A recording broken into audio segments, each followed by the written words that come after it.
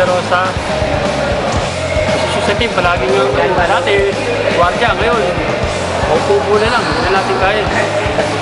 Ano mo kasama mo yung mga kabats mo ngayon? Naglalaro kayong basketball? Pakaramdam ko. Kahit nakakapagod, masaya. Kahit kita-kita ulit kami ng mga dati kong barkada at mga teammates sa basketball.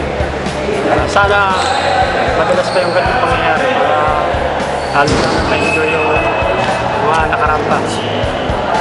Ano yung expect mo mangyari sa September 10? Sa ngayon, sa practice pa lang, masaya na kami, nag-enjoy na kami. Sigurado pagka September 10, lalong mas masaya yun dahil ibibigay na namin yung meron pa. Ano pa yung magagawa namin para sa team na dating nagcha-champion. Pero tingin ko, kaya pa naman siguro. Ayun, mensahe sa mga kaklase. Mga kaklase,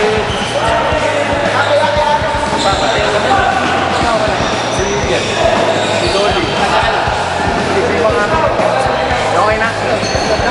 Isa sa trabaho. Hindi ka makakaway. Sa mga kaklase ko, magpunta kayo lahat ha. Panoorin niyo ako.